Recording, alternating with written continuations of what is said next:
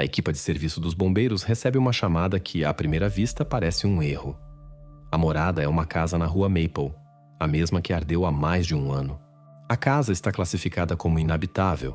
Dentro são apenas ruínas e a entrada está oficialmente fechada. No sistema, há uma nota: objeto não recuperável. Ninguém entra lá há muito tempo. Mas a chamada indica um cheiro forte, semelhante à podridão. Os moradores das casas vizinhas afirmam que, à noite, o cheiro se torna mais intenso e vem precisamente da cave do antigo edifício. Quando os bombeiros chegam, já está escuro na rua. É novembro, um vento úmido e cortante, asfalto gelado. A casa ergue-se à sombra das árvores, a sua fachada coberta de fuligem, janelas sem caixilhos e as paredes com marcas do incêndio. À primeira vista, é uma estrutura queimada comum, onde há muito não há eletricidade nem vida. Mas o cheiro existe mesmo. É denso, viscoso, como se de lá não saísse ar, mas sim um nevoeiro impregnado de decomposição. Causa náuseas. Apetece cobrir o rosto com a manga. A entrada para a cave está selada com chapas de metal soldadas, outrora colocadas por segurança. Agora estão enferrujadas e através das fendas escapam curtas rajadas de ar quente. Decidem forçar a entrada, primeiro com um pé de cabra, depois com uma ferramenta de corte. Quando o metal cai no chão com um estrondo, de dentro sai uma onda de cheiro pesado e a mofo. Um dos bombeiros tosse e diz em voz baixa: há ali qualquer coisa. A lanterna perfura a escuridão.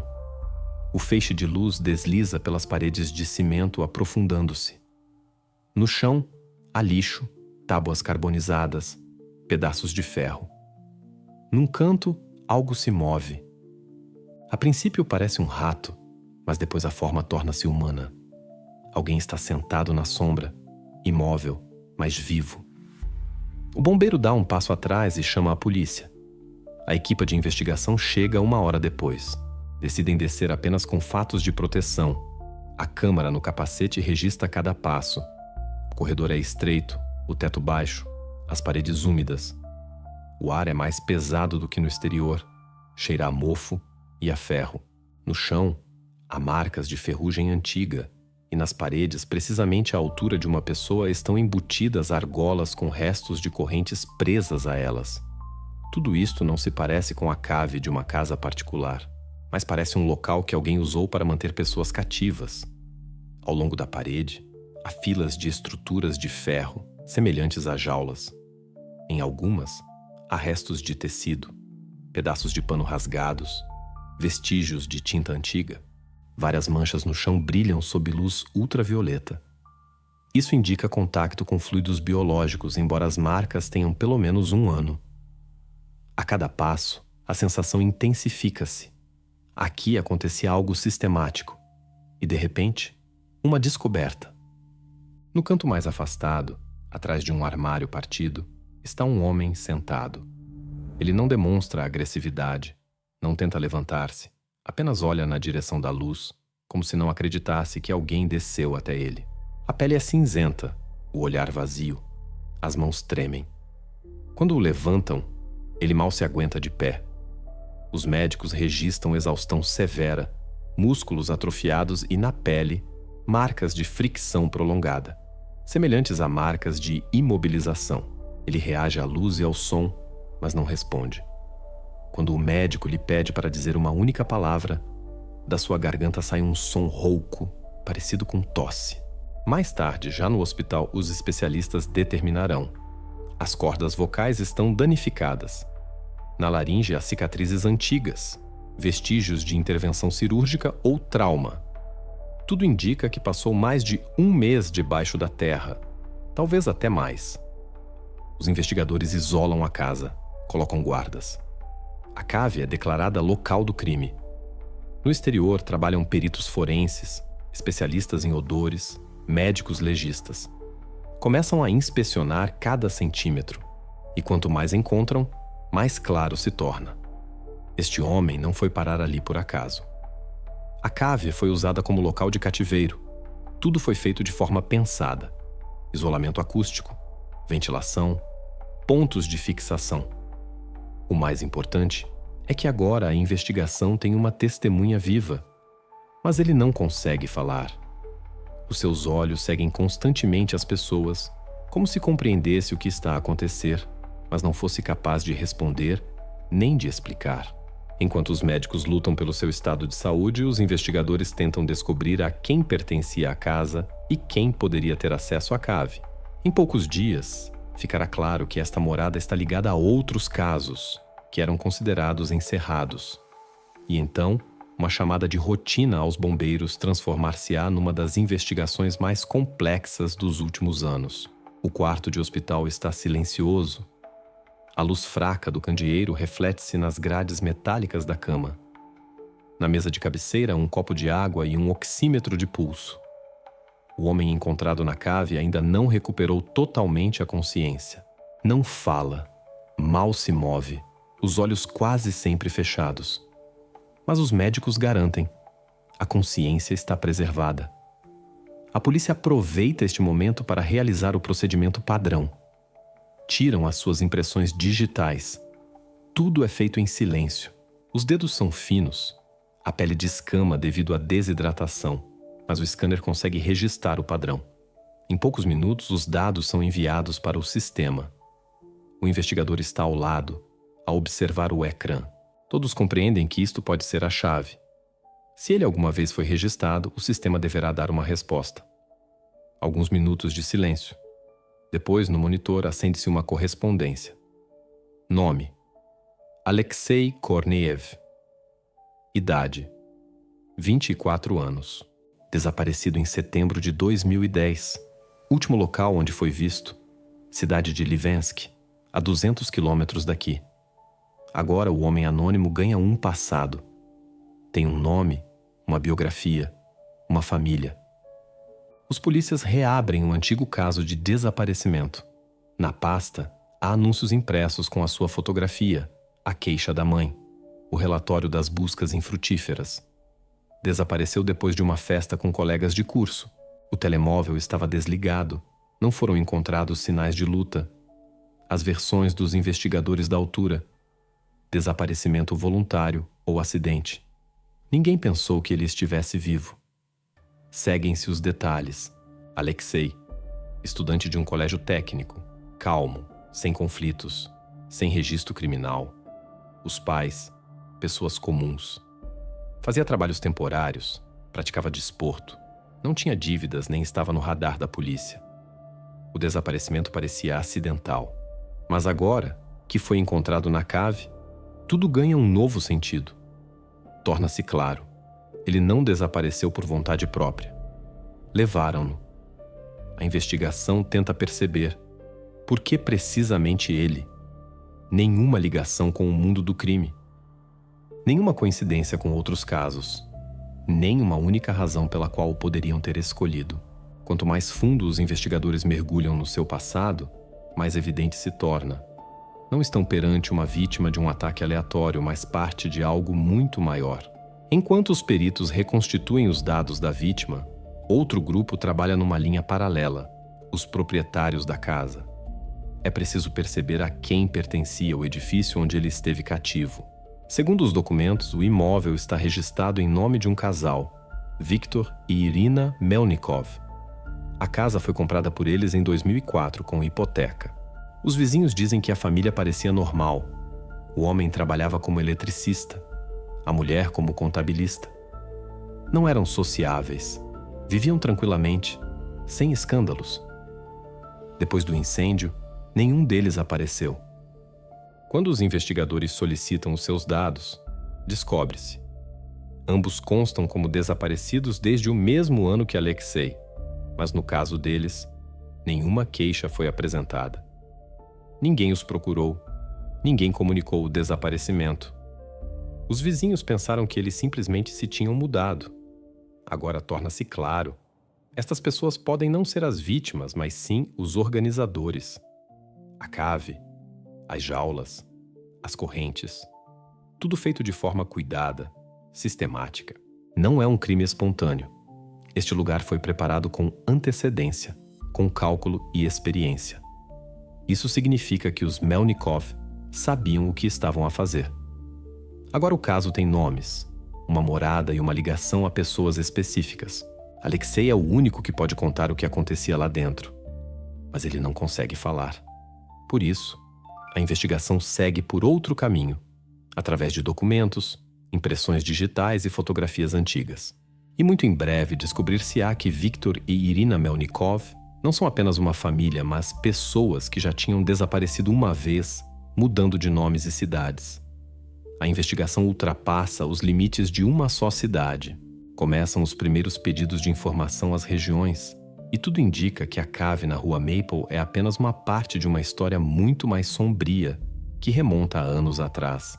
A verificação dos proprietários da casa começa logo no dia seguinte à descoberta da cave. Os pedidos são enviados para várias bases de dados: fiscal, bancária, de seguros, serviços sociais.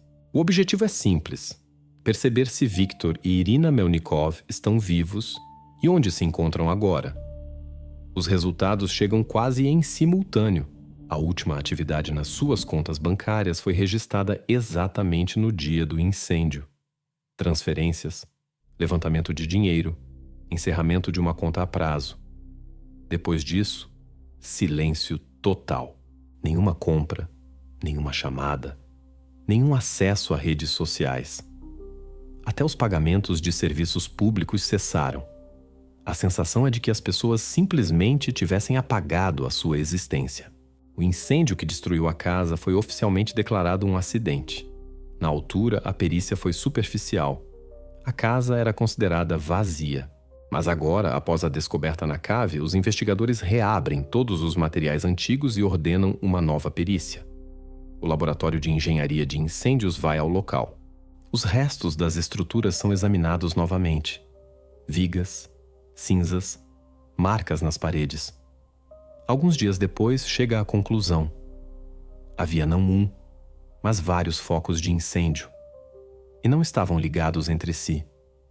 Vestígios de gasolina, querosene e uma composição mais rara, um solvente usado para acelerar a combustão. Nas paredes, escorrimentos característicos que indicam que o líquido foi aplicado manualmente. Tudo isto aponta para incêndio posto. E intencional, realizado metodicamente, com o objetivo de destruir vestígios. A versão de incêndio acidental é completamente descartada. Os investigadores chegam à conclusão: o incêndio não coincidiu apenas com o desaparecimento dos proprietários. Foi planeado por eles. O fogo começou no andar de cima, no sótão, e depois alastrou-se pela casa em todo o perímetro, como se alguém quisesse que tudo ardesse de forma uniforme. É um quadro típico de quando os criminosos tentam destruir provas. Mas o que é alarmante é que, na nova análise dos escombros, não foram encontrados fragmentos de ossos, restos mortais, nem vestígios de presença humana nos andares superiores. Ou seja, ao contrário dos registros antigos, os proprietários não arderam. Eles foram-se embora, provavelmente pouco antes do incêndio. Agora, perante a investigação, delineia-se uma sequência. Viktor e Irina mantinham Alexei cativo na cave. Depois, percebendo que tudo podia ser descoberto, incendiaram a casa para apagar os rastros. Mas algo correu mal. A cave revelou-se mais resistente do que esperavam, e uma pessoa sobreviveu. Quando a polícia junta todos os factos numa única narrativa, a versão torna-se óbvia. Os Melnikov não são apenas os proprietários da casa incendiada. São os principais suspeitos do caso. Tinham à sua disposição uma cave equipada como local de cativeiro. Controlavam o acesso, mantinham pessoas presas, usavam o espaço de forma sistemática. E quando decidiram livrar-se das provas, provocaram um incêndio e desapareceram.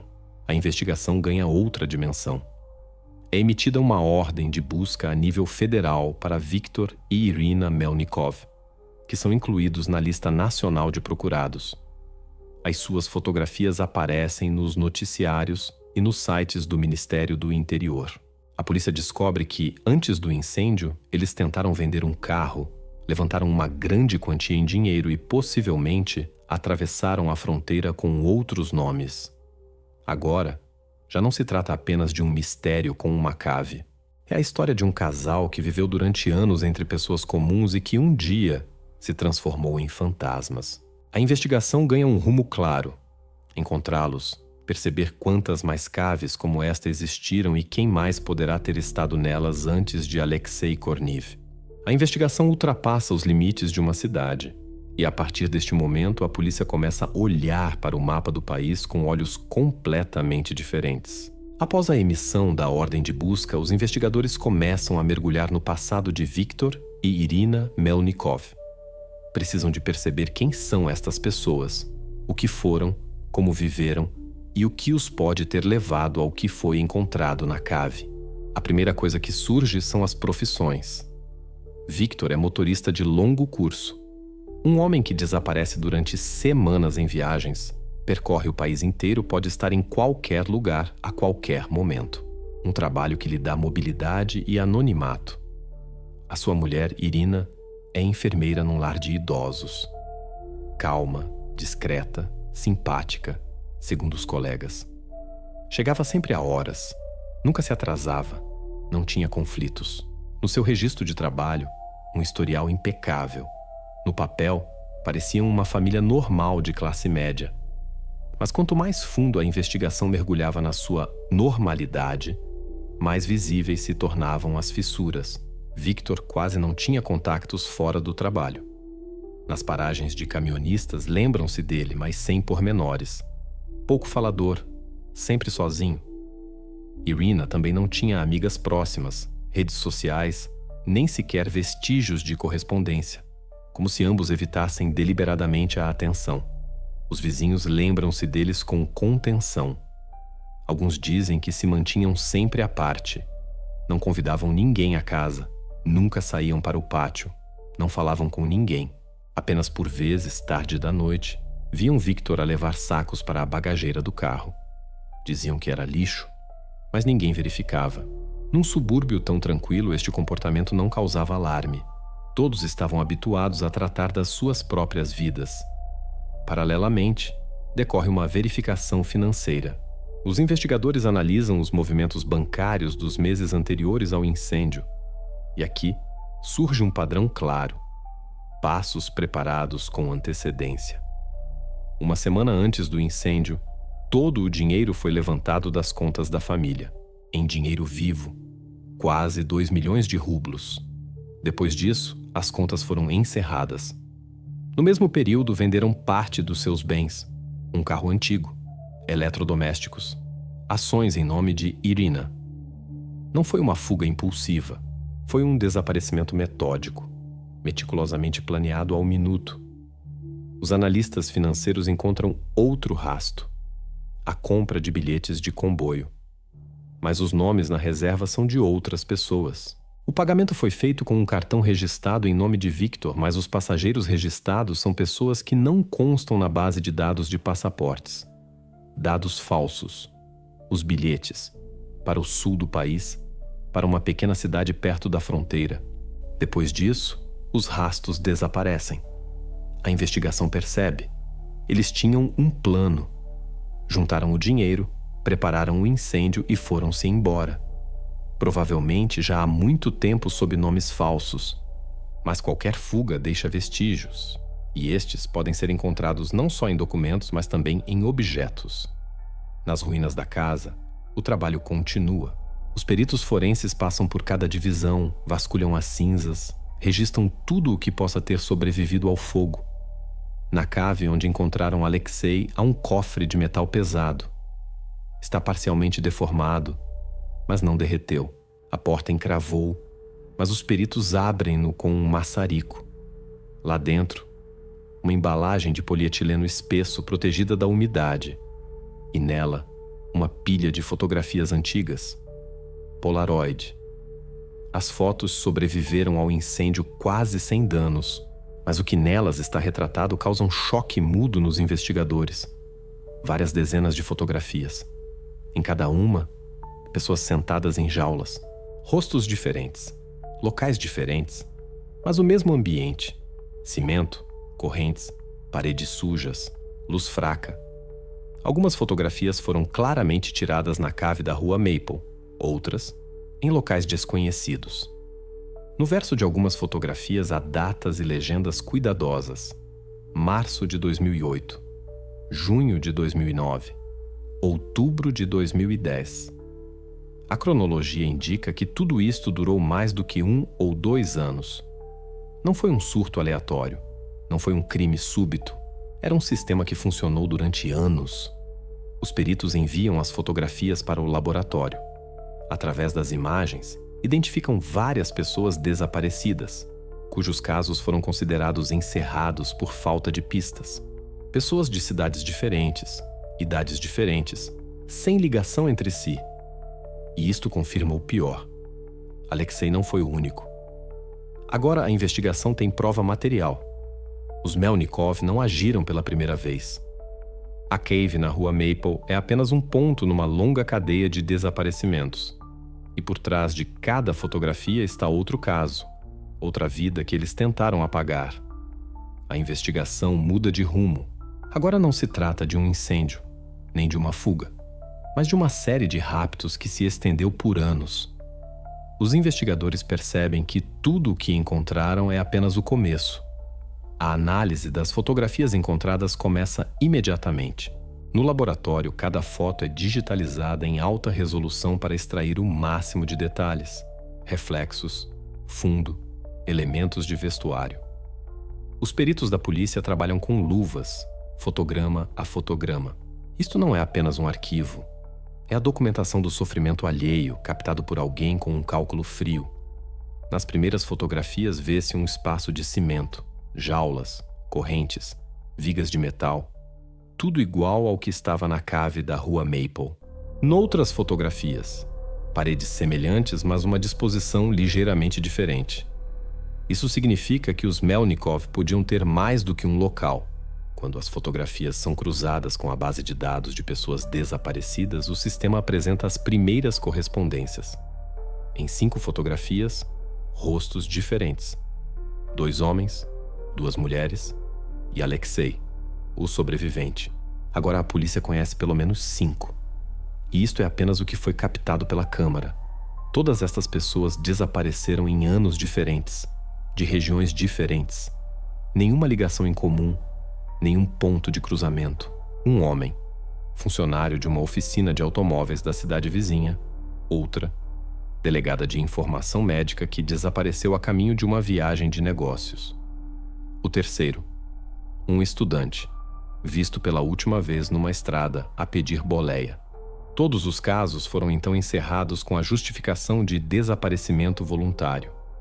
A análise continua. Numa das fotografias, o programa encontra uma correspondência de 100% com um caso de há 4 anos. Na foto, uma rapariga, imobilizada contra uma parede de cimento com um olhar fixo na câmara. Chamava-se Svetlana N., 22 anos.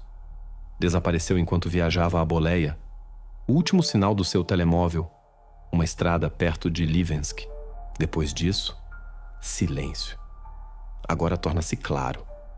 Ela não desapareceu por vontade própria. E as fotografias são a última coisa que restou dela. Esta descoberta muda tudo. Se Svetlana desapareceu em 2008 e Alexei apareceu 2 anos depois, significa que os Melnikov agiram durante pelo menos 4 anos. Durante esse tempo, podem ter raptado pessoas em diferentes locais, deslocando-se com o trabalho de Victor, um motorista de longo curso que atravessa dezenas de cidades. O disfarce perfeito.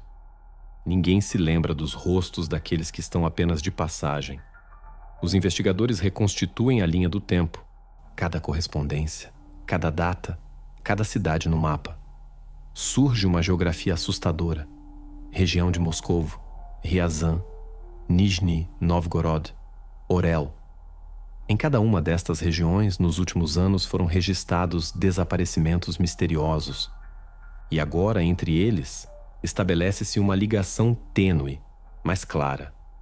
Entretanto, os peritos forenses continuam o trabalho na cave. inspecionam cuidadosamente as paredes, as grades, as correntes, recolhem micropartículas, amostras da ferrugem e vestígios de fluidos biológicos. Tudo é enviado para análise de ADN. Os resultados chegam uma semana depois. Nas correntes e nas grades de metal, dezenas de perfis diferentes, masculinos, femininos. Alguns correspondem às pessoas das fotografias, mas há também aqueles que não foram identificados. Isso significa que as suas vítimas foram mais do que as que conseguiram registrar nas fotografias. O laboratório isola pelo menos 9 perfis de ADN únicos, sem contar com o sobrevivente Alexei. Isto coloca a investigação num contexto completamente diferente. Agora, não se trata de crimes isolados, mas de uma atividade sistemática, prolongada no tempo. A polícia declara oficialmente os Melnikov suspeitos de uma série de raptos. É criada uma equipa de investigação dedicada ao caso. Inicia-se uma verificação em larga escala de todos os casos de desaparecimento ao longo das rotas que Victor poderia ter percorrido. Os investigadores percebem que encontraram apenas a ponta do iceberg do que realmente aconteceu. Pela frente, terão de determinar onde se localizavam os outros espaços, quem ajudou este casal e durante quanto tempo se esconderam. É aqui que a história deixa de ser apenas a investigação de uma cave. Torna-se a história de pessoas que viviam ao lado de monstros e não se aperceberam disso durante anos. Os investigadores começam a desmontar o que a princípio parecia absurdo. Como pessoas comuns, sem passado criminal, conseguiram construir todo um sistema, pensado, duradouro e eficaz. A resposta, por mais estranho que pareça, estava nas suas profissões. Victor, motorista de longo curso, um trabalho que lhe dava liberdade de movimento, ausência de controle e a possibilidade de desaparecer durante semanas. Podia ir a qualquer lado, sob qualquer pretexto, sem levantar suspeitas nem mesmo entre os colegas. No caminhão, tinha essencialmente o seu próprio espaço isolado. Na estrada, encontrava aqueles que viajavam sozinhos, os que pediam boleia, confiavam nas pessoas e esperavam apenas chegar ao seu destino. Ele tinha tudo: tempo, transporte e o hábito da estrada. Ninguém controlava para onde ele levava as pessoas. Irina, enfermeira. A sua profissão dava-lhe acesso a medicamentos que não se conseguem obter de outra forma. Tinha conhecimentos sobre dosagens, anestésicos, sobre como afetar o organismo sem matar, mas subjugando. Os investigadores descobririam mais tarde. Muitas das substâncias encontradas na casa estavam registradas como abatidas ou eliminadas na instituição onde ela trabalhava. As assinaturas no registro coincidiam com a sua caligrafia. Ou seja, ela não só sabia o que fazia, usava a sua profissão como instrumento de controlo. A combinação de um motorista de longo curso e uma enfermeira revelou-se ideal para o que tinham planeado. Ele trazia, ela mantinha, ele garantia o silêncio e o isolamento. Ela sabia como prolongar a vida daqueles que, por todas as leis da natureza, já não deveriam sobreviver. A sua união não era apenas um casamento, mas uma parceria com uma lógica interna sombria. Tudo parecia planeado, ao mais ínfimo pormenor. Quando os investigadores começaram a analisar a localização da casa, ficou claro que até a escolha do terreno não fora acidental. A casa ficava num beco sem saída, a última da rua, rodeada por uma faixa de floresta.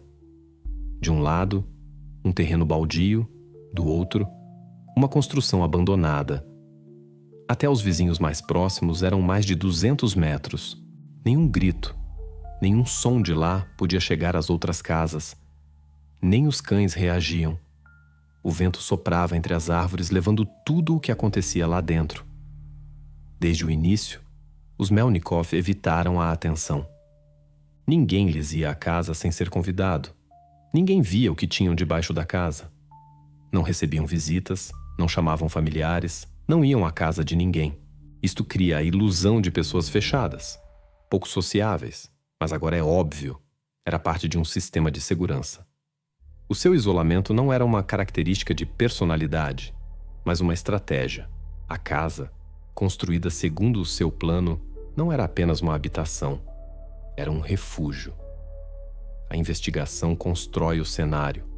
Victor podia apanhar pessoas durante as suas viagens, levá-las para casa e deixá-las na cave. Irina controlava o estado dos hóspedes para que não morressem antes do tempo.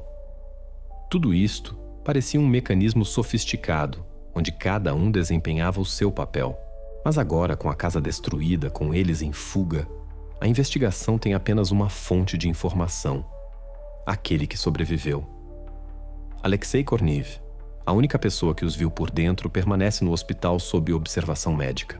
O seu estado estabiliza gradualmente. O corpo está exausto, mas a consciência clareia. Os médicos autorizam contactos limitados. Os investigadores voltam. Ele não consegue falar. Os danos nas cordas vocais revelaram-se irreversíveis, mas agora reage. Olha, acena com a cabeça, compreende. Os psicólogos confirmam. A memória está parcialmente preservada e ele está ciente de quem é e onde está. O investigador deixa um bloco de notas e uma caneta na mesa de cabeceira. Ele não pode falar, mas pode escrever. Alexei pega na caneta e, pela primeira vez em todo este tempo, aperta-a nos dedos. Fica muito tempo sentado, imóvel. Depois faz algumas linhas hesitantes. As primeiras letras, irregulares, quase ilegíveis, mas já têm um sentido. Não é apenas texto. É um caminho para aqueles que ainda estão vivos ou escondidos algures. Agora, pela primeira vez, a investigação tem a oportunidade não só de perceber o que aconteceu, mas também de saber onde procurar aqueles que tornaram isto possível. Os investigadores começaram a traçar a rota deles muito antes do incêndio. Qualquer desaparecimento requer preparação, e a forma como os Melnikov agiram mostrava que tudo tinha sido calculado com antecedência. Quando verificaram as suas operações financeiras e patrimoniais no ano anterior ao incêndio, o quadro que se formou era quase matematicamente preciso. Cerca de 6 meses antes do incêndio, Victor vendeu o segundo carro, uma velha carrinha que Irina usava para ir para o trabalho. A transação foi feita através de um anúncio particular, a dinheiro. Nem um único rublo entrou na conta. O comprador revelou-se fictício, dados falsos, número de telemóvel desligado logo após a transação. Já nessa altura, os Melnikov começaram a livrar-se de bens sem deixar rasto. 3 meses depois, cancelaram todos os cartões de crédito, até os mais pequenos, de bônus, de desconto. Os bancos confirmaram que as contas foram anuladas por iniciativa dos clientes, sem dívidas. Parecia limpo e tranquilo, como se estivessem simplesmente a planear mudar-se. Algumas semanas antes do incêndio, o último movimento na conta principal, levantamento de todo o montante em dinheiro. Depois, silêncio. Nenhuma transação, nenhum rasto. Parecia que se tinham apagado do sistema. Os investigadores solicitaram dados das bases de dados de passaportes. Verificaram pedidos em centros de atendimento ao cidadão, serviços de imigração, cartórios notariais. Nada. Nenhuma declaração de mudança de nome, nenhuma tentativa de obter um novo passaporte, nenhum documento apresentado para sair do país. Para fugitivos deste nível, parecia estranho. Significa que, ou usaram documentos falsos de alta qualidade, ou encontraram uma forma de viver fora dos canais oficiais. A favor da segunda versão, falavam as suas ligações. Victor, como motorista de longo curso, atravessava a fronteira entre regiões dezenas de vezes. Podia conhecer rotas onde os documentos não eram verificados. E entre os motoristas, sempre havia quem pudesse ajudar a desaparecer pela quantia certa. Nos arquivos da polícia, preservaram-se as suas antigas rotas, longas estradas que levavam às regiões do sul, onde o controle é mais fraco e o tráfego é caótico. Aqueles que sabem como se perder escolhem precisamente esses caminhos. Paralelamente, a investigação não se afasta da testemunha principal, Alexei. O seu estado estabilizou, continua sem poder falar, mas os médicos conseguiram uma recuperação parcial da motricidade das mãos. Os investigadores voltaram ao seu quarto. Na mesa de cabeceira está o mesmo bloco de notas. Alexei olha longamente para a página. O seu olhar não se foca nas pessoas, como se toda a atenção estivesse concentrada no seu interior. Pega na caneta, faz uma curta pausa e escreve a primeira palavra. O investigador espera um nome, talvez um lugar, um apelido, uma morada. Mas o que aparece no papel tira-os do cenário habitual. Apenas uma palavra. Peterbilt. Para a maioria dos presentes não significa nada, mas o agente que estava junto à janela reconhece imediatamente. É a marca de um caminhão americano. Este tipo de veículo era usado no transporte internacional de mercadorias, especialmente em rotas longas que levavam a portos e armazéns no sul. Não é uma palavra ao acaso. Alexei já tinha visto esta marca, talvez no carro em que o levaram, ou no caminhão que estava estacionado ao lado daquela casa. A partir deste momento, a investigação sobe a um novo nível. Agora, os investigadores sabem. A chave para encontrar os Melnikov não está nos documentos nem nos bancos. Está nas estradas. Nas centenas de quilômetros de estradas por onde Victor já passou, onde em qualquer caminhão se pode esconder uma pessoa que há muito aprendeu a não deixar rastro. A primeira coisa que os investigadores fazem é enviar um pedido oficial à empresa de transportes onde Victor Melnikov trabalhava. Precisam de perceber se há algum vestígio das suas rotas, abastecimentos, movimentos. A resposta chega 2 dias depois. A empresa confirma. Victor esteve efetivamente registrado como motorista de longo curso durante quase 8 anos. Despediu-se exatamente uma semana antes do incêndio. A justificação, a pedido do próprio. Ao sair, entregou o caminhão de serviço. Passou pela inventariação sem quaisquer queixas por parte do empregador. À primeira vista, tudo perfeitamente limpo. A sensação é de que a pessoa simplesmente se cansou da estrada e decidiu começar uma nova vida.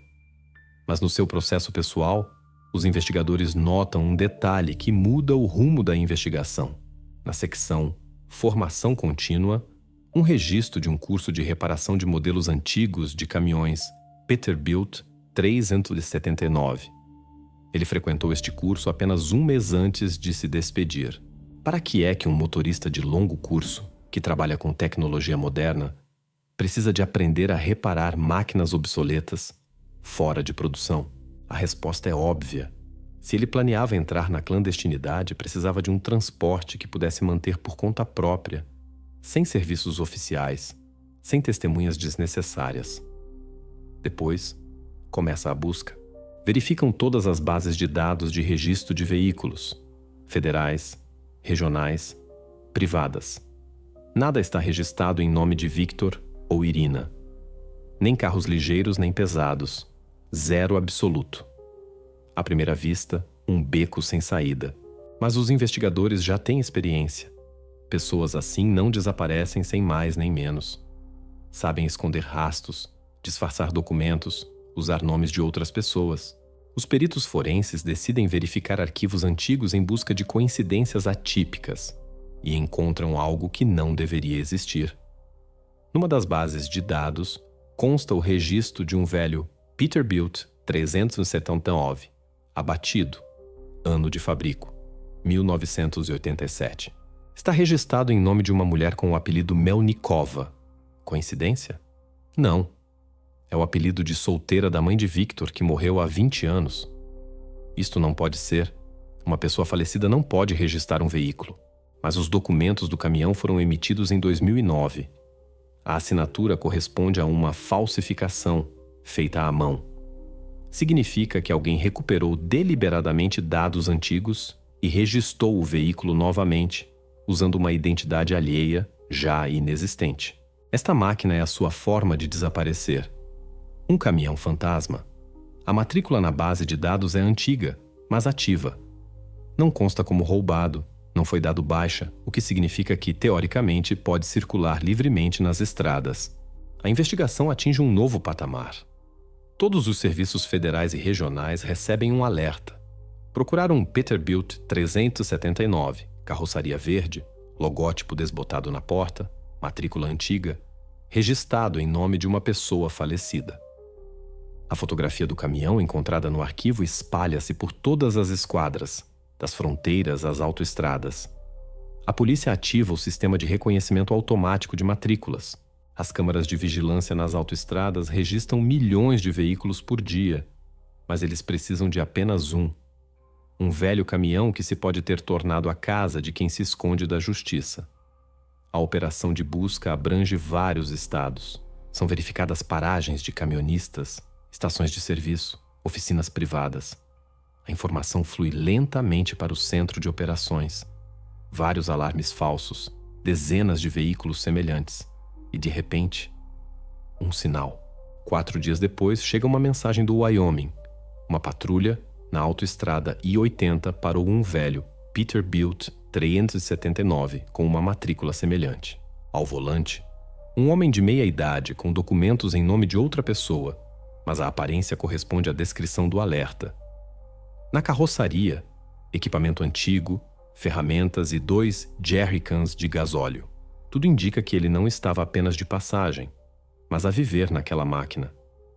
Agora, a investigação obtém a primeira pista real, o que parecia uma palavra aleatória, escrita pela mão de uma testemunha muda, revelou-se a chave para toda a cadeia de eventos. Alexei não se lembrou apenas do caminhão. Ele indicou o veículo em que poderiam tê-los levado e, possivelmente, aqueles que ainda estão em liberdade. A mensagem do Wyoming chega de madrugada. Contém um breve relatório de um patrulheiro, mas são precisamente estas observações casuais que por vezes se tornam a chave para uma captura. Ele escreve que viu um velho Peterbilt verde numa área de serviço para caminhonistas, junto a um café de beira de estrada. O caminhão estava estacionado de lado, um pouco afastado das outras viaturas. A matrícula estava coberta de lama, mas alguns números coincidiam com o alerta. O condutor, um homem de estatura média por barbear, com um boné de beisebol a tapar os olhos. Ao seu lado, na cabine, notou uma mulher que escrevia algo num bloco de notas. Estiveram lá pouco tempo, cerca de 20 minutos, e depois partiram sem abastecer. Quando o patrulheiro regressou meia hora depois, o veículo já não estava lá. Nem nas câmaras, nem nos registros da autoestrada foi detetado. Isso só é possível num caso, se o condutor virou imediatamente para uma estrada secundária onde não há câmaras de vigilância. Para quem sabe sair dos radares, é uma manobra habitual. Isso significa que não estão apenas em trânsito, estão a mover-se de forma consciente, evitando os sistemas. A investigação volta a Alexei. A sua mão está mais firme, os movimentos mais seguros. Agora consegue escrever frases. Os detetives dão-lhe um novo bloco de notas. Ele não tem pressa. Escreve devagar, com cuidado, como se passasse cada palavra pela memória. Primeiro, detalhes simples. Longo silêncio. Metal. Luz por baixo. Depois, mais especificidade. Descreve-os como um casal que age em sintonia. O homem era rude, cumpria ordens. A mulher, calma, composta. Era ela quem decidia o que fazer e quando. Era ela quem dava as injeções. Era ela quem determinava quando podiam dar comida ou quando era hora de acabar. A sua voz, segundo ele, soava sempre serena, sem emoções. O mais estranho é que nunca se tratavam pelo nome. Nenhuma vez. Alexei escreve. Eles diziam simplesmente ele e ela. Mesmo nas coisas do dia a dia, sem nomes. Não é apenas um detalhe. É um sistema, uma forma de despersonalizar, de apagar o que é humano. Mesmo entre si, permaneciam como figuras, não como pessoas. Estes escritos são entregues aos peritos. O FBI chama um analista de perfis para analisar a dinâmica psicológica do casal. Ao longo de muitos anos de prática, ele viu dezenas de casos semelhantes. Duplas de criminosos onde um age e o outro comanda.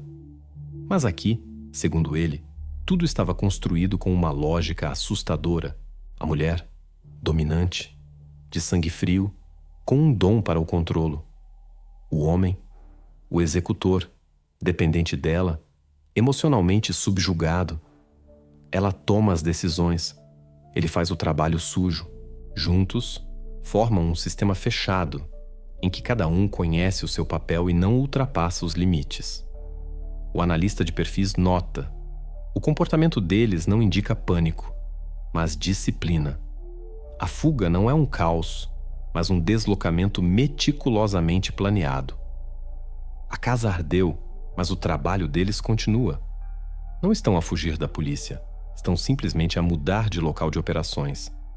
Segundo ele, casais como este raramente mudam de hábitos, escolhem novos territórios, longe das cidades, mais perto de lugares despovoados, onde ninguém faz perguntas desnecessárias. A conclusão final do perito soa alarmante. Isto não é uma fuga, é uma mudança. Eles não se estão a esconder, estão a continuar. O caminhão deles é a nova casa, a sua rota é o novo território de caça. Estão a mover-se para onde há menos gente, onde se podem dissolver entre outros como eles, os solitários da estrada. Esta ideia vira toda a investigação de cabeça para baixo. Agora está claro que o tempo joga contra eles. Quanto mais longe forem, menores as chances de os encontrar. Tudo o que resta é seguir o rastro da sua rota enquanto ainda está quente. Uma semana após a mensagem do Wyoming, quando o rastro começava a arrefecer, a polícia recebe uma chamada do Nebraska. A voz do outro lado da linha soa agitada, mas confiante. Apresentou-se como o dono de um pequeno motel de beira de estrada, um homem de meia-idade chamado Richard Holmes.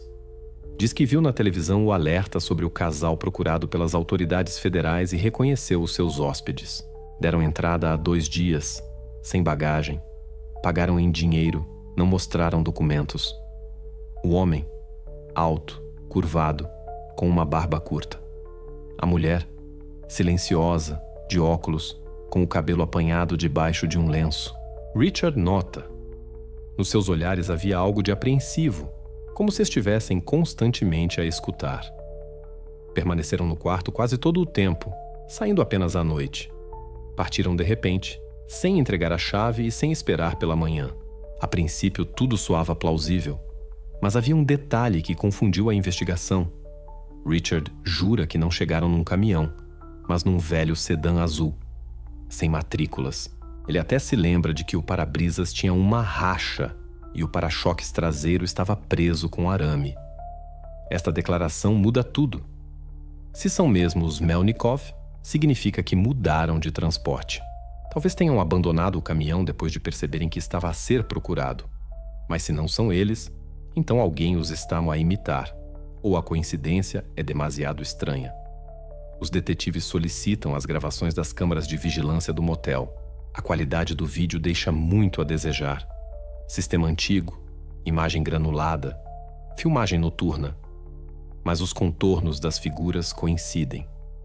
A altura, o andar, até os movimentos característicos. A mulher vai à frente, vira-se, faz um gesto curto com a mão. Exatamente como Irina fazia na gravação das câmaras antigas encontradas na casa deles. O homem segue-a, carregando uma mala.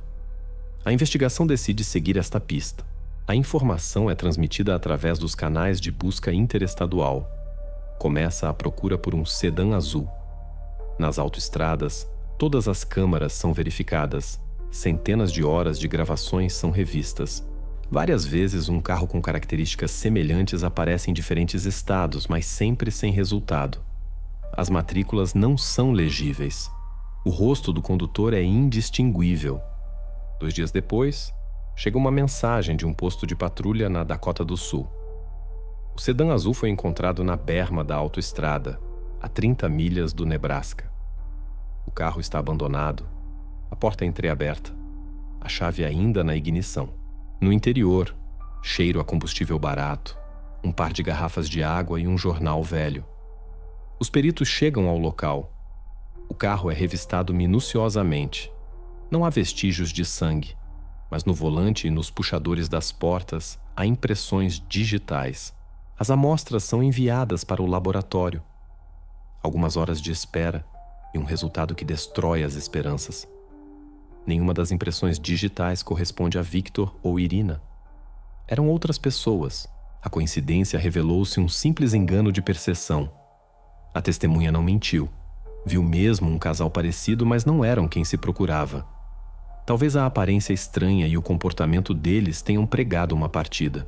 A polícia perde 2 dias, dezenas de horas, centenas de horas de trabalho numa pista falsa. E durante esse tempo, os Melnikov, se ainda estão em fuga, podem ter ido ainda mais longe, para o interior do país, para onde não há câmaras, rede de telemóvel, nenhuma única alma viva num raio de dezenas de quilômetros. Este episódio foi um balde de água fria para esta investigação. Mostrou como é fácil perder o rumo nesta história. Cada novo sinal pode revelar-se um fantasma, mas continuam a ter um ponto de referência: o velho caminhão verde. E agora, após a pista falsa, a investigação volta-se para ele. Porque enquanto este Peterbilt não for encontrado, a história ainda não acabou. Quando a pista falsa se desmorona por completo, a equipa de investigação regressa ao ponto de partida. Após semanas de buscas infrutíferas e dezenas de pistas inúteis, eles percebem: é preciso voltar a mergulhar no passado. Mas agora, mais fundo do que nunca. Não apenas nos documentos, não nas fichas biográficas, mas naquilo que ficou fora dos papéis oficiais. Os investigadores revêem tudo novamente: os seus processos clínicos, as declarações de impostos, os arquivos escolares, a correspondência, as fotografias. Qualquer pequeno pormenor pode ser importante. Mas a verdadeira pista surge quando um dos analistas, um jovem arquivista do FBI, decide verificar não só os documentos deles, mas também os dos seus familiares. Em primeiro lugar, da mãe de Victor, a mesma mulher cujo nome ele usou para registrar o velho caminhão. Ele encontra o seu antigo testamento, lavrado há quase 30 anos e praticamente esquecido por todos. O documento parece normal: uma casa, bens pessoais, pequenas poupanças. Mas há uma linha que desperta imediatamente a atenção dos investigadores. Entre os itens, consta: e também transmito ao meu filho o direito de propriedade sobre um terreno localizado no condado de Gallatin, estado de Montana. À primeira vista, nada de especial. Mas quando se trata de fugitivos, qualquer palavra associada a um lugar isolado torna-se importante. O condado de Gallatin são montanhas, florestas densas, dezenas de quilômetros sem rede nem estradas. E se alguém quer desaparecer da face da terra, Montana é o lugar ideal. Os investigadores fazem um pedido ao arquivo cadastral. A resposta chega um dia depois. O terreno existe mesmo. A área: mais de 5 hectares. Registrado em nome de Viktor Melnikov, não foi vendido, não foi arrendado. Os impostos sobre a propriedade não são pagos há 12 anos. Não há morada nos documentos, apenas coordenadas de GPS. Nas imagens de satélite, uma floresta densa, uma estrada de terra mal visível que sobe em direção às rochas. Nenhuma casa, nenhuma construção nas proximidades. A verificação mostra que a localidade mais próxima é uma pequena aldeia com menos de 100 habitantes. A partir dela, só se consegue chegar ao terreno num veículo todo-terreno, sem eletricidade, sem água canalizada, sem sinal de telemóvel. Agora, tudo se encaixa.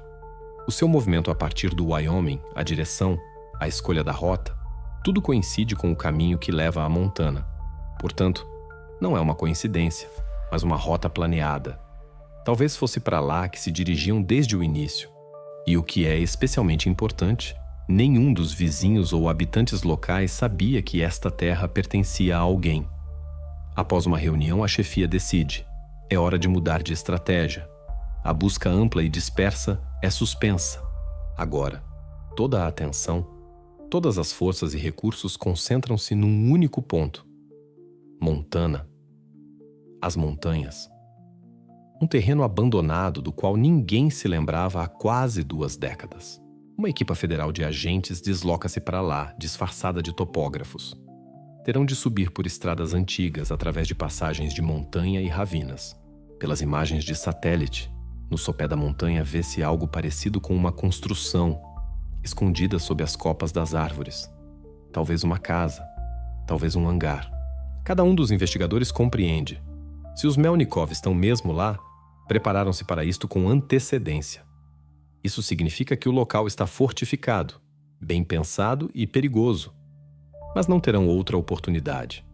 É ali, entre as montanhas e o vento, que talvez termine esta história, que começou com as cinzas de uma casa num subúrbio tranquilo. O planeamento passou para a fase prática. Toda a informação recolhida até então foi compilada num dossiê, breve, mas perigoso, do qual dependia o sucesso da rusga. Os investigadores consultaram-no repetidamente. No hospital, isto parecia uma série de visitas curtas e ordenadas. Um especialista em tática operacional, um perito forense, um psicólogo, um tradutor de pistas escritas e o médico assistente. Todos vieram com um único objetivo: obter da testemunha muda aquilo que os documentos e as imagens de satélite não podiam fornecer. O quarto foi adaptado. Uma mesa com um mapa grande, marcadores, um candeeiro de secretária, folhas de papel em branco. Ele continuava a poder apenas escrever e desenhar. A sua caligrafia era lenta, mas clara. Primeiro escreveu algumas palavras que perturbaram a calma na sala. Armas, muitas. Depois, mais concretamente, espingarda, pistolas, 2 caixas de munições. Não especificou os modelos nem o calibre, mas indicou a presença tanto de armas de fogo longas como curtas. Isso significava que, na aproximação, a equipa enfrentaria resistência armada e uma resistência preparada e com munições. O ponto seguinte foi o horário. Ele escreveu lentamente. Ele dorme de dia. Ela de noite. Sempre alguém de vigia. Estas 3 frases curtas tornaram-se a orientação tática mais valiosa. O especialista em análise comportamental explicou imediatamente o significado. Um regime em que os turnos são organizados num ciclo diário indica disciplina, uma guarda de perímetro bem pensada e a habilidade de distribuir as vigílias. Não são criminosos espontâneos que agem por impulso. É uma estrutura que precisa de ser quebrada com o tempo e o método certos. Ele apontou também para um detalhe arquitetônico que a investigação já esperava, mas não podia confirmar. Cave. Há sempre uma cave. Um setor nos mapas foi imediatamente marcado como prioritário. As caves não são apenas abrigos. São múltiplos espaços ocultos, divisórias e nichos que facilitam o esconderijo de pessoas e provas. Para os agentes, isto significava que as entradas da casa teriam de ser controladas de forma especialmente rigorosa, minimizando a chance de os suspeitos descerem e se esconderem em câmaras subterrâneas. Os seus escritos eram acompanhados por pequenos esboços.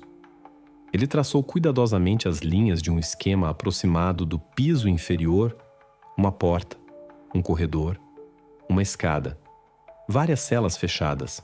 Os peritos forenses notaram os traços no local das fixações de correntes e das aberturas de ventilação inoperacionais que ele insinuou de forma convulsiva através do esquema.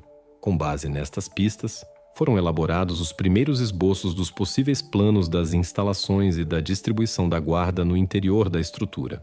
Os médicos registavam o seu estado físico: pulsos enfraquecidos, tremor, escrita irregular, vestígios de cicatrizes antigas na garganta.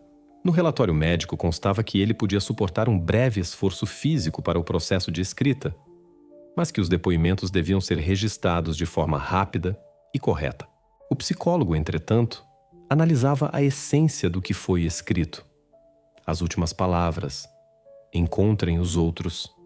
O médico e o investigador interpretaram-nas como a chave. Não era uma exigência em pânico, nem uma explosão emocional. Era uma mensagem intencional da testemunha. Ele pensava naqueles que ainda poderiam estar nas caves e falava disso, acima de tudo, como um dever. A equipa técnica incorporou imediatamente as suas indicações no modelo operacional. O mapa do terreno em Montana foi sobreposto aos dados de imagens de satélite, redes de estradas e ao raio de ação das antenas de telemóvel. As rotas de aproximação foram planeadas para minimizar o tempo em que os acessos à estrutura seriam visíveis da estrada. Tiveram em conta as mudanças de guarda que ele indicou e identificaram janelas de vulnerabilidade, períodos em que um deles dorme e o outro, segundo o registro, pode estar a dormitar. Era nessas janelas que planeavam a tentativa de entrada, preparando ao mesmo tempo reservas para o caso de o cálculo se revelar incorreto. Discutiram também o armamento da equipa.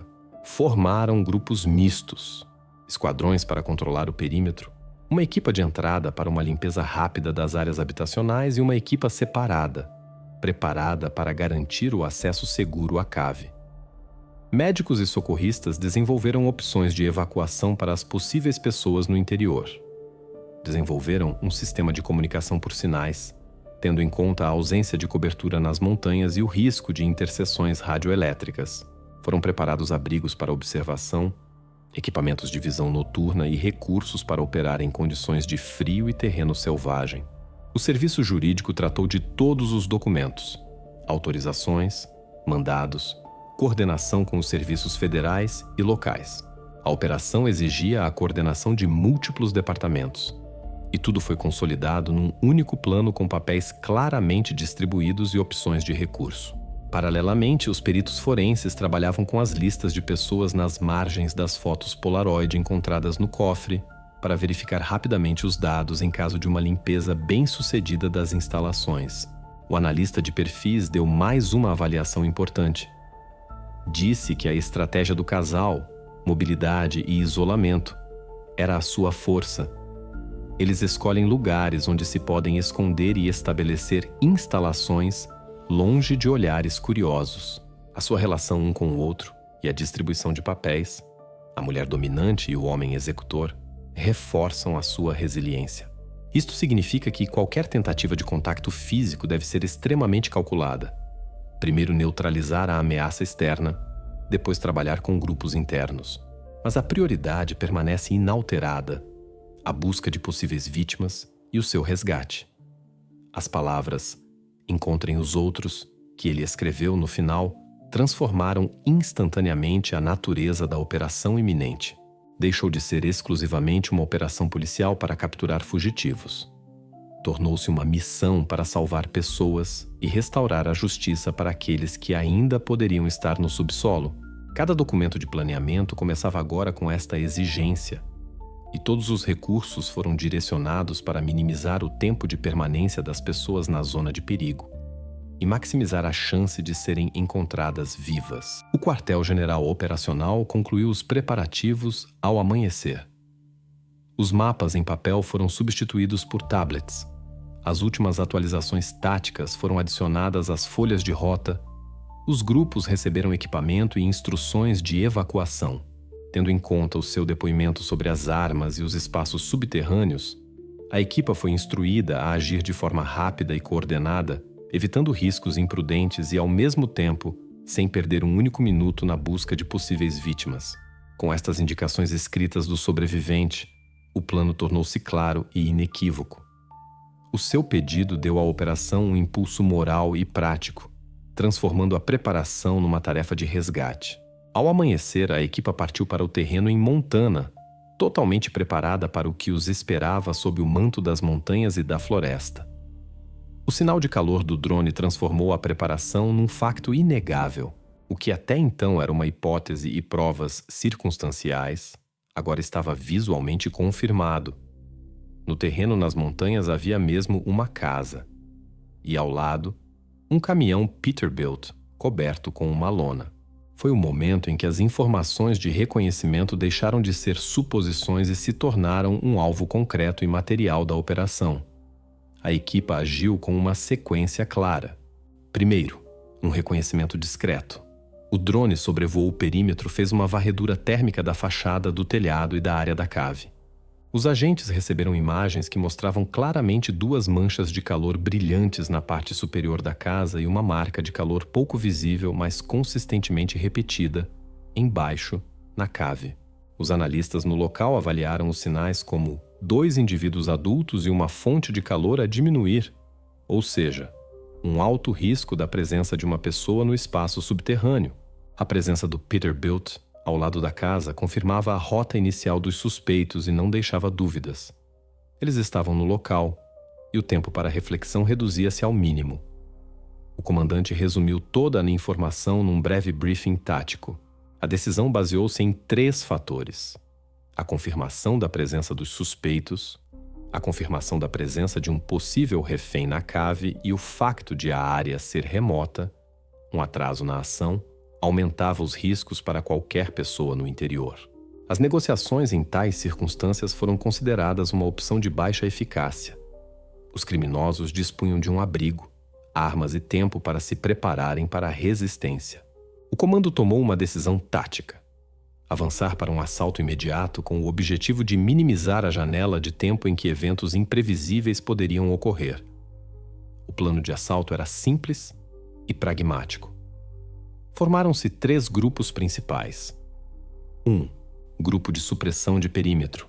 Tarefa: bloquear possíveis rotas de fuga, estabelecer controle visual sobre essa estrada e garantir a coordenação com os postos de patrulha que vigiavam as entradas para o vale. Este grupo deveria cortar todas as comunicações externas e impedir a presença de terceiros na zona de operações. 2. Grupo de entrada. Uma unidade de assalto multifuncional, preparada para uma entrada relâmpago na parte habitacional da casa. Foi-lhes incumbida a limpeza inicial do piso superior, onde foram detectados os 2 contactos térmicos.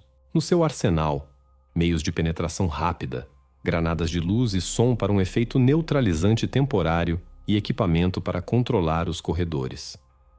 3. Grupo de acesso à cave.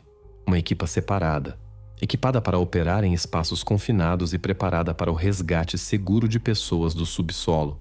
A sua tarefa: garantir imediatamente a segurança do sinal térmico detectado na cave e preparar a evacuação. Este grupo tinha macas, medicamentos e aquecimento portátil prontos, considerando o estado do possível refém. Adicionalmente, foram designadas posições de franco-atiradores para a vigilância do perímetro externo e controlo do espaço aéreo, bem como uma equipa médica na base, pronta para receber e estabilizar os encontrados. Todas as comunicações funcionavam em modo encriptado. Foi estabelecida uma assinatura de rádio mínima para não dar aos suspeitos a oportunidade de interceptar a coordenação. Antes do assalto, o comandante reiterou os cenários de ação em caso de possível resistência. Se houvesse agressão aberta no piso superior, a equipa de entrada deveria localizar rapidamente a ameaça e avançar para a mera escada, garantindo uma descida assim, segura para o grupo de acesso à cave. Se os suspeitos tentassem esconder-se ou destruir possíveis provas, a prioridade continuaria a ser o resgate da pessoa embaixo. Esta exigência estava acima da apreensão de bens ou da detenção em si. Os especialistas técnicos prepararam ferramentas adicionais: miras térmicas para controlar a dinâmica dos sinais durante o assalto, rampas portáteis para bloquear rapidamente portas e um conjunto de ferramentas para abrir alçapões secretos, caso fossem encontrados. Os peritos forenses receberam instruções para a fixação imediata dos elementos Polaroid encontrados e de quaisquer objetos que pudessem confirmar o envolvimento dos suspeitos nos episódios anteriores. Os advogados no local tinham consigo os mandados judiciais e os coordenadores federais garantiram a troca de informações com os estados vizinhos, caso os suspeitos tentassem fugir após o incidente. Foi a confirmação do sinal térmico na cave que se tornou a prova irrefutável da qual já não se podia recuar. Mudou imediatamente o tom da operação. De um reconhecimento exploratório e de busca, a investigação passou para o resgate e a detenção. O comandante deu a ordem para a execução imediata.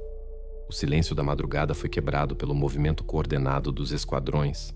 O éter silenciou-se e no mapa da operação apareceu um marcador vermelho. Entrada. Este marcador assinalou o fim da fase preparatória e o início da fase ativa. Todos os elementos do plano, verificados pelos depoimentos do sobrevivente e confirmados pela tecnologia, fundiram-se num só. A equipa deu início ao assalto para trazer à luz aqueles que durante anos se esconderam nas profundezas. O assalto começou com a mesma contenção calculada com que toda a preparação foi conduzida. Os soldados das forças especiais posicionaram-se sob o manto da escuridão pré-aurora. As comunicações funcionavam em canais curtos. Ninguém dizia mais do que o necessário. Apenas ordens breves e confirmações. A equipa de entrada aproximou-se da porta da frente. A equipa de engenharia preparou as ferramentas para forçar a entrada. O grupo de acesso à cave posicionou-se junto ao alçapão e os franco-atiradores cobriram as saídas. Tudo decorreu de acordo com o plano elaborado com base na análise dos mapas de calor e nos depoimentos do sobrevivente. A entrada foi rápida. As granadas de luz e som criaram uma janela de oportunidade. A equipe invadiu e iniciou a limpeza do piso superior. A situação desenvolveu-se rapidamente. Os criminosos responderam com fogo, mas a resistência foi breve. A preparação tática e o elemento surpresa funcionaram. Os confrontos armados duraram apenas alguns minutos. Como resultado, os suspeitos foram neutralizados pela equipe de entrada e postos fora de combate. Estas ações permitiram cessar o confronto armado e focar a atenção na tarefa principal, a cave e quem lá se encontrava. Paralelamente à limpeza da área habitacional, o grupo de acesso, liderado por um sapador experiente, desceu para a cave. A cave recebeu os operadores com os sinais familiares das ruínas do local anterior. Paredes de cimento com marcas de fixações soldadas, correntes, vestígios evidentes da presença prolongada de pessoas em condições confinadas.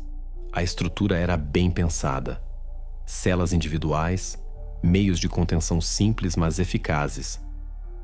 Num dos compartimentos encontraram uma jaula disfarçada de canto técnico. Dentro, jazia uma refém exausta, mas viva. Os médicos aproximaram-se dela imediatamente. No rosto, sinais de desnutrição e desidratação prolongadas. As mãos estavam amarradas, mas a respiração era regular. As primeiras ações: verificação dos sinais vitais, libertação cuidadosa dos grilhões, cobertura com um cobertor quente e administração de água através de uma sonda nasal, se necessário, foram realizadas ali mesmo na cave, para preparar a mulher para o transporte.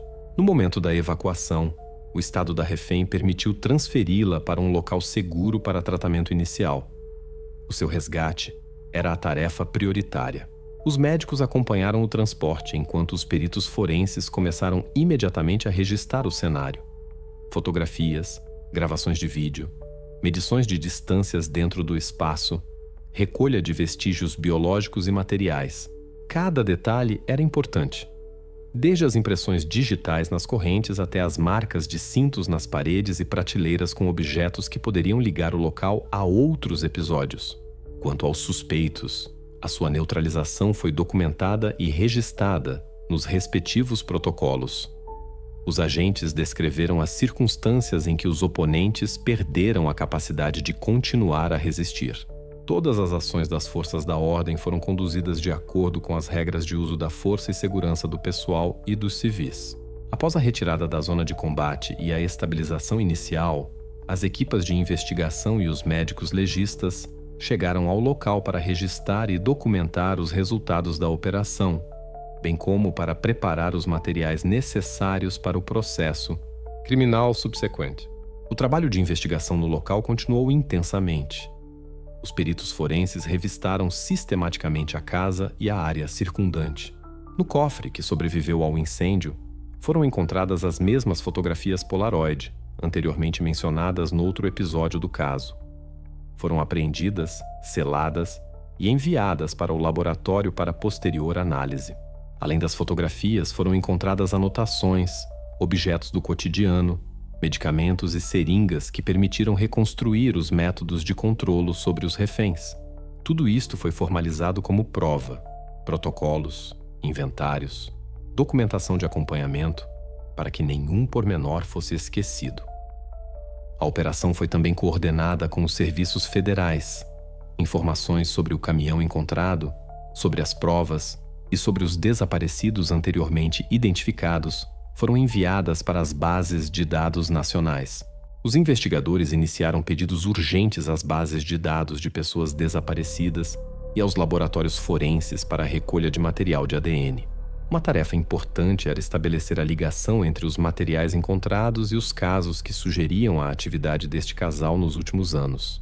Foram iniciadas comparações com amostras de ADN encontradas noutros locais, bem como com as bases de dados de desaparecidos. O final da operação, conforme relatado pelo comandante no local, foi claro nos seus resultados. Os suspeitos foram eliminados como ameaça imediata. A refém foi salva e entregue aos médicos. O local do crime foi registrado. As provas cruciais foram apreendidas e enviadas para a perícia. Isto significava o encerramento de uma grande fase da investigação, o longo período de busca e a transição para a seguinte.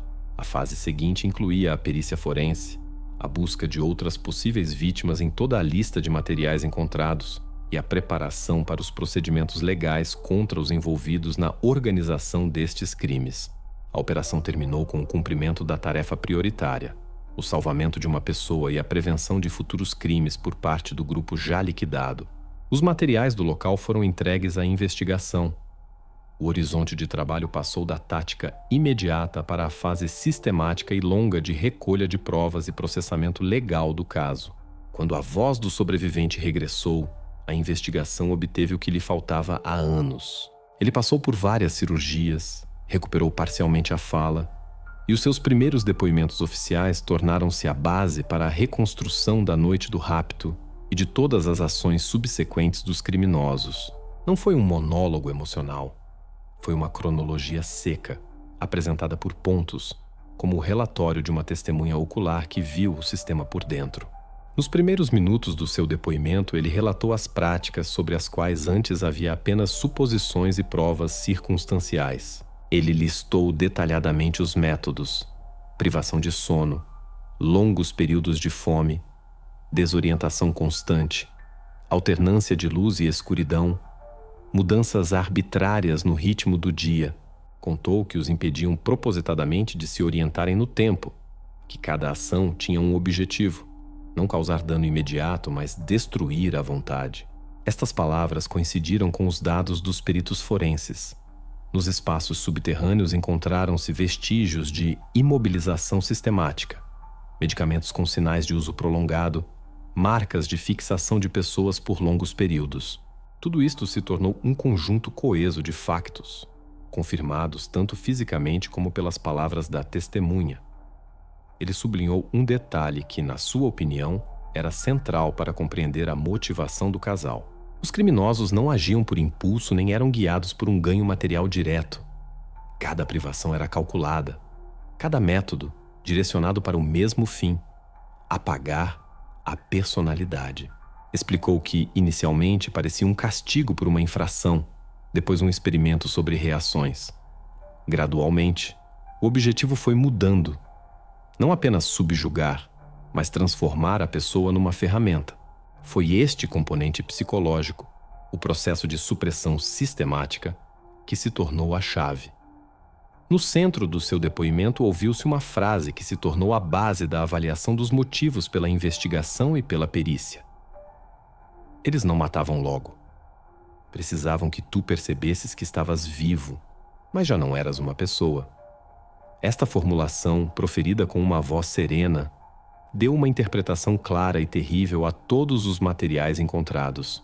Agora, a investigação tinha não só uma reconstrução técnica dos métodos e do cronograma das suas ações, mas também uma compreensão do estímulo profundo, o desejo de controle absoluto e a criação de um estado de total dependência e perda de identidade na vítima. A comparação das suas palavras com as provas de ambas as casas, fotografias, anotações, marcas nas paredes e correntes, medicamentos encontrados, permitiu excluir várias hipóteses. Não era uma história criminal banal, focada em resgate ou exploração sexual. Não foram encontrados vestígios de extração sistemática de ganho financeiro ou atividade comercial em torno do que acontecia. Em vez disso, formou-se a imagem de um processo organizado de humilhação e supressão, de transformação de pessoas em objetos de um experimento de poder. Jurídica e operacionalmente, isto teve uma consequência rigorosa. A base de provas tornou-se ainda mais sólida. As palavras da testemunha ocular confirmaram um motivo que antes permanecia no nível de suposição. Para a investigação, isto significou uma mudança de foco, de trabalhar com hipóteses de ganho material para modelar e identificar outros casos onde métodos semelhantes foram usados. As perícias receberam novos pedidos: atribuição psicológica do comportamento dos criminosos, análise dos efeitos a longo prazo dos métodos de privação na psique e a comparação destes padrões com outros casos não resolvidos. A conclusão do sobrevivente tornou-se um ponto de viragem. Transformou um conjunto de provas dispersas numa cadeia de sentido unificada. Os motivos deixaram de ser uma abstração. Agora, a investigação compreendia que estava perante um sistema intencional e metódico. No futuro, isto determinaria não só o curso dos interrogatórios e das perícias, mas toda a sua estratégia para desvendar outros episódios. A identificação de análogos locais de tais práticas, a verificação de profissionais de saúde e motoristas de longo curso em regiões semelhantes e a análise de materiais que poderiam ter sido destruídos no incêndio das casas. Esta conclusão tornou-se a ponte para a fase seguinte do caso: a verificação sistemática de todas as ligações descobertas e a preparação dos materiais para a qualificação final dos atos. Após o assalto, o caso passou para as mãos do Ministério Público, e já não para provar a culpa de alguém, os culpados foram eliminados no momento da detenção. A tarefa dos investigadores e juristas era agora outra: concluir formalmente a investigação, dar ao caso um encerramento legal e determinar o seu destino. Os materiais, recolhidos ao longo de anos, constituíam um vasto conjunto de informações. Perícias, depoimentos de testemunhas, conclusões de médicos legistas, documentos, provas fotográficas e de vídeo. Tudo isto exigia sistematização e avaliação. A posição oficial do Ministério Público foi rigorosa e seca. Não havia quem condenar.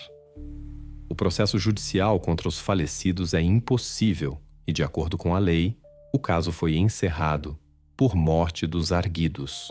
É este o procedimento, juridicamente impecável, mas emocionalmente vazio. Para muitos dos funcionários envolvidos nesta investigação, esta decisão soou como uma formalidade, como um ponto final colocado não numa página, mas algures no ar, porque o que eles viram não podia ser encerrado com uma única assinatura. No entanto, apesar do encerramento formal, o trabalho continuou. O FBI criou um grupo de trabalho dedicado que assumiu a tarefa que ficou sem um final: a identificação daqueles que estavam nas fotografias Polaroid encontradas e nas amostras biológicas das duas casas. Agora, a investigação deixou de ser uma caça aos criminosos. Transformou-se numa tentativa de devolver os nomes àqueles que foram privados até disso. Os investigadores voltaram repetidamente aos detalhes. Utilizaram arquivos de pessoas desaparecidas, registros de viajantes, queixas recebidas em diferentes anos de estados vizinhos. Muito dependia do facto de que as pessoas que caíam nas mãos deste casal estavam muitas vezes fora dos sistemas. Não tinham residência fixa, familiares ou alguém que continuasse a procurá-las. Isto complicava tudo. Então, recorreram a novos métodos: análise comparativa de ADN, cruzamento de bases de dados de diferentes regiões, contato com familiares de desaparecidos. Cada amostra foi verificada, cada correspondência foi revista. O processo durou anos. Foram estudadas dezenas de processos de arquivo, extraídas e reexaminadas amostras antigas para as quais antes não havia tecnologia. Gradualmente, começaram a surgir resultados. Primeiro conseguiram identificar uma mulher encontrada numa das fotografias, uma viajante que desapareceu em 2018. A sua história teve um desfecho, embora isso não tenha tornado as coisas mais fáceis para ninguém. Depois, alguns anos mais tarde, a perícia de ADN ajudou a identificar outra pessoa, um homem que constava como desaparecido noutro estado. Foram pequenas vitórias, mas cada uma delas devolveu ao mundo um nome, uma vida, um destino. Os outros rostos permaneceram um mistério. No arquivo, ficaram fotografias por decifrar, coincidências estranhas, ligações fragmentadas. Algumas pessoas, supostamente retratadas nas fotografias, nunca foram encontradas, e os seus rastros perderam-se a milhares de quilômetros de distância umas das outras. Com o tempo, a investigação começou a assemelhar-se ao processo de reconstrução de um quadro a partir de fragmentos dispersos, onde metade das peças se perdeu irremediavelmente. E, no entanto, tinha importância. Cada facto estabelecido, Cada identidade confirmada tornou-se um ato de justiça para aqueles que foram apagados da vida sem deixar rasto. Juridicamente, o caso está encerrado. Operacionalmente, foi levado até ao fim, mas nos arquivos do FBI ainda se guardam dossiês com a nota "não identificados". Este é o seu final, invisível, sem sentenças Gronker, sem aplausos. Apenas o silêncio e alguns nomes devolvidos ao mundo, resgatados da escuridão. Após o encerramento oficial do caso, toda a atenção dos investigadores, jornalistas e do público voltou-se para aqueles que sobreviveram. O principal deles era o homem que passou pelo coração deste pesadelo, o primeiro sobrevivente. A sua história tornou-se o fio condutor de toda essa investigação, a única voz que podia falar sobre a lógica interna do que se passava na casa onde tudo começou. Após a operação, múltiplos tratamentos terapêuticos e meses numa clínica, ele regressou gradualmente à vida. Primeiro aprendeu a falar de novo, depois a habituar-se novamente às pessoas. Foi acompanhado por especialistas, não só médicos, mas também psicólogos, neuropsiquiatras e funcionários do Programa de Proteção de Testemunhas. A sua identidade foi alterada nos registros oficiais e as informações sobre o seu novo local de residência foram classificadas. O Estado garantiu-lhe não apenas segurança, mas também a possibilidade de desaparecer completamente do radar. Aqueles que trabalharam com ele diziam que ele raramente se lembrava do passado, e apenas quando considerava necessário. A dada altura, deixou de responder às cartas dos jornalistas e retirou-se completamente do espaço público. Segundo algumas fontes, mudou de nome e vive sob outra identidade numa pequena cidade. Os investigadores notaram que a sua história se tornou a base para a alteração de alguns protocolos do FBI relacionados com a busca de pessoas desaparecidas e a classificação de raptos.